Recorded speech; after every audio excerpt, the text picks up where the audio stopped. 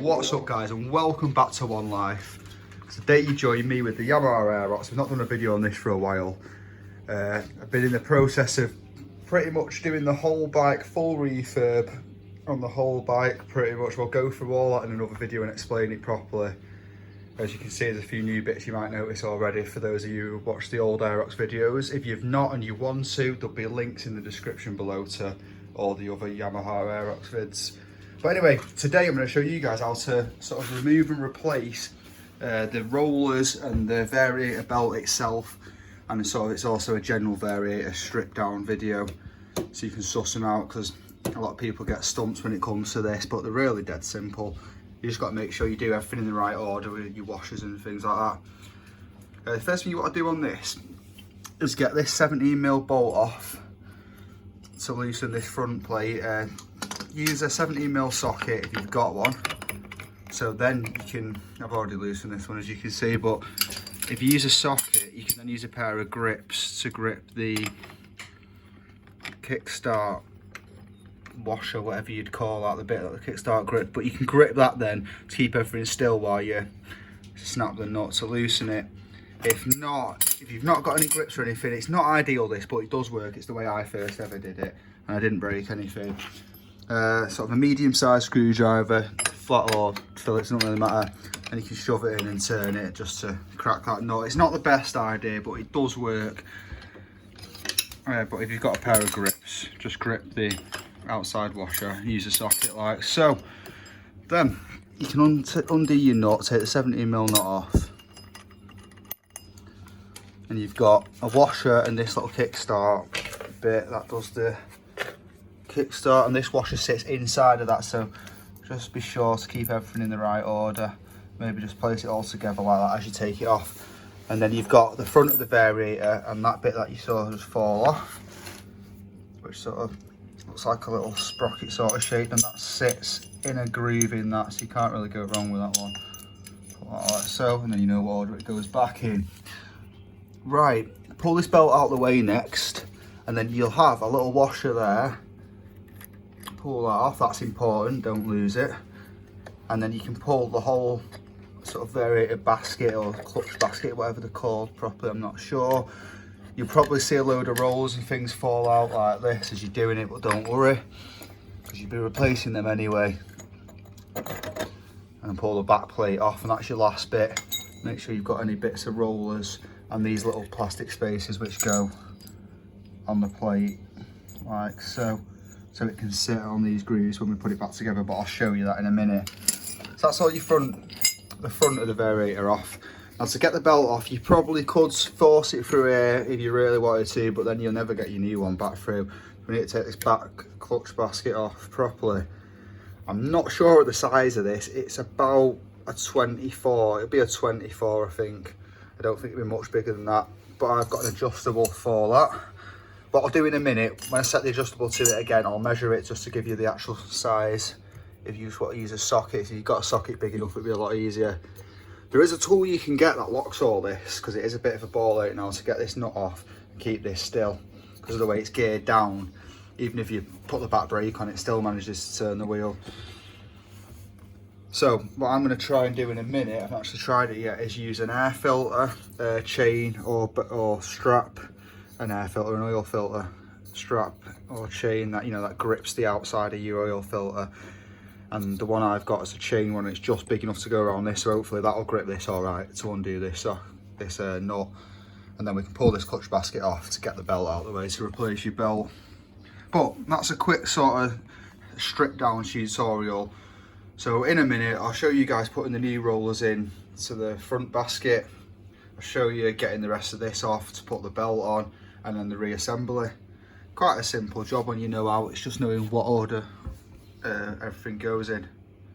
So anyway, let's get the new rollers in first. Right guys, so we've got the front bit of the Variator off, the roller housing, the roller basket, I think they call it a basket, something like that. That's all off there, ready for the new rollers, but we'll get to that in a second. Next you want to get this off. This is always good fun. It's a real tight bolt, and I'll be honest with you guys, I've just had to borrow an impact driver to snap this nut off. You potentially will do it if you persevere enough. If you can get your hands on an impact driver or borrow one even just for a minute to do it, it's a lot easier. It's a 24mm nut. If you've got a big, if you've got a spanner on a big bar on it, or a socket and a big bar on it, and you give it a good snap, you'll probably do it that way as well. I just didn't have a long enough bar to get the leverage. But you'll get it off. It's a bit tight, but don't give up. And then after that, it's dead simple now. For your clutch basket, you can unscrew this nut, like so. Don't lose that. And then the basket itself will come off first. This is the bit that the clutch pads grip inside there. So if you've got something like a contact spray or a clutch spray, brake cleaner, that sort of thing, give all the inside of this a good clean. Do not use WD-40 or any sort of grease. I promise you, you will regret that one, because the bike probably won't move when you put it back together. So yeah, it's got something just to clean the dust off. Nothing greasy. Don't put, don't leave it with fingerprints and stuff. Any sort of grease will affect it. Give it a good clean. And then now this whole sort of assembly that the belt goes round will slide off. Gently slide it off, nice and straight. Careful not to put too much pressure on the shaft. Next thing you can check too before we even look at that is this shaft. Now this has got a bit of play in it, which is something I'm gonna consider, because I'm not sure how much play you can get away with. It's not much, but I know for a fact, this shaft should be absolutely solid tight in that bearing. It's probably not something we're going to do today or anytime soon, but I think it might go on the job list for the future, or be something just to keep an eye on. If nothing else, just jot it down if you notice something like this, and then keep an eye on it. You don't have to just change everything straight away. Sometimes it gets too expensive, all that. So yeah, it should be all right for now, hopefully. Anyway, the clutch itself, you've got this sort of, I don't know what the word is for that shape. You could probably have a laugh and help me out in the comments there. But yeah, that's the bit that the belt sits in where my fingers are now. And then you've got the clutch itself, which as you can see is like a load of brake shoes on some springs. You see the springs back there, them yellow springs. And obviously as this spins, they expand, gripping this basket, which makes that turn as well. And turns your back wheels. That looks in good condition, all the pads on it have got plenty of life in them. So yeah, you can give the inside of this a clean too, again, no grease, whatever you, in fact all of this assembly, that's everything together now. Clean it, like I say, with a contact spray, clutch spray, dewatering fluid. Just don't use any grease on it. Obviously you notice your belt would have fell straight out. This is the old belt. I think it's seen better days. It's very soft. It's probably a bit stretched and a bit cracked in places. So let's have a look at the new parts. We've got some Naraku. I wasn't known for my Japanese, but I think it's Naraku, something like that. Brand new belt. To be honest, when I was looking at the set, I thought it was Molossi, but either way, these are an half decent sort of Japanese tuner make, if you like. Belt feels straight away a lot harder. I don't know if it's any bigger, see if we can tell. It should be exactly the same size really, but I'm guessing the old one will stretch a bit. I think it probably actually is a bit bigger. It feels so much softer as well. It definitely feels like this one will do a lot better job. So anyway, let's start getting it reinstalled. You can put the back clutch basket on first. So what I do is get your basket like that lined up after you've cleaned it, and the belt can sit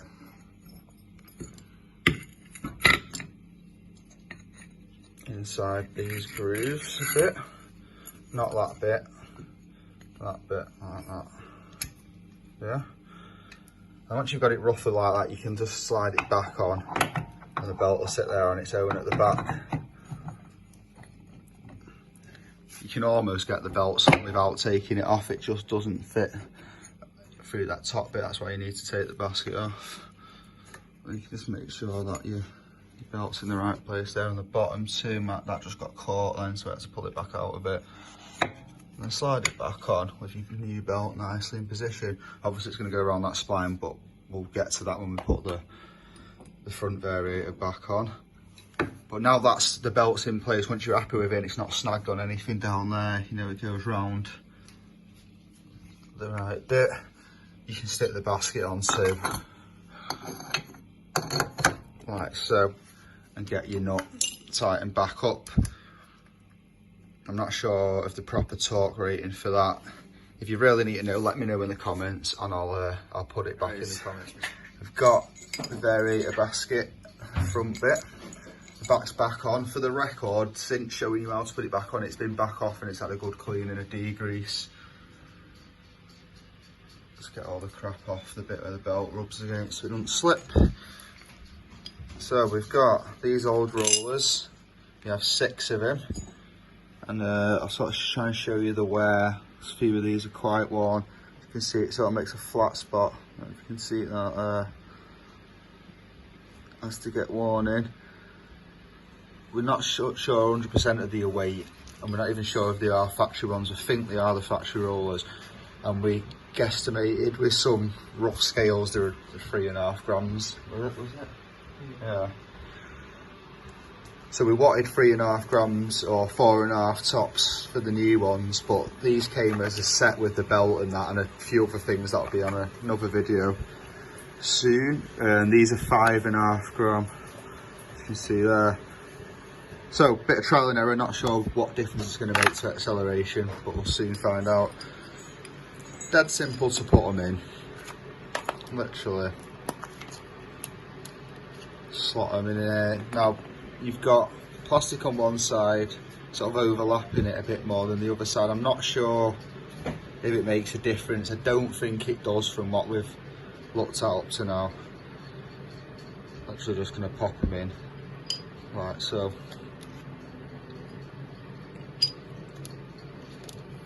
Put all 6 in.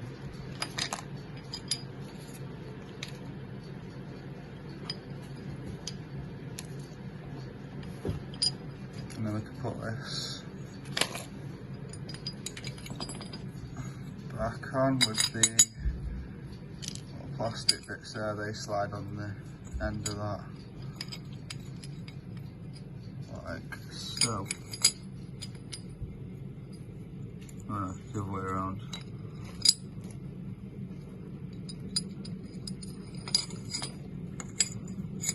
Like that.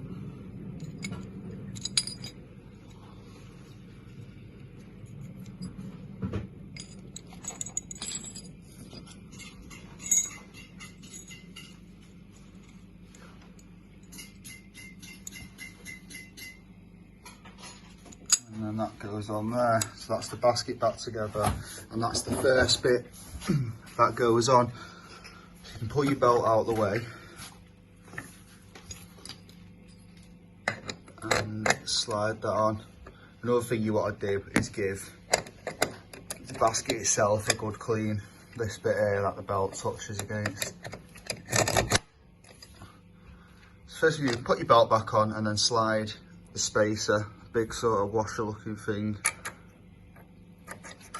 back through it like so,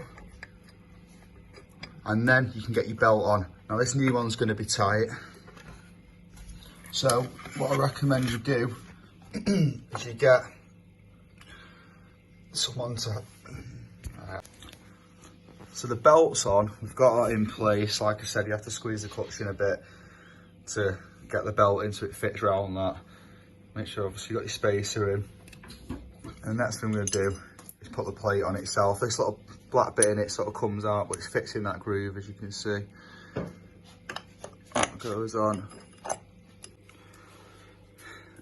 Yep, sure not to lose that, so that goes in next. Alright, so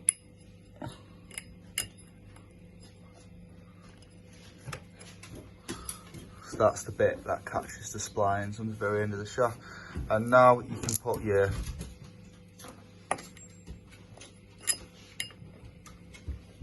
kickstart bit on. As you can see now, because it's the new belt and it's quite tight, that's not catching the splines now. So what we're going to have to do, squeeze the clutch basket in as far as we can, send the belt into that, to make it looser on this side so we can push it in enough, because the splines on this, on the inside there, need to catch the splines on the shaft so that can grip. But just so you know for now, so once you've done that and got that tight on how it should be, so it's not loose like that, it's just one black washer that goes on, and then finally the nut itself, and that is the front of the Variator complete in the right order. You can tighten that up, torque it up again. If you want torque ratings for either bolts, just let us know in the comments and I'll look them up for you.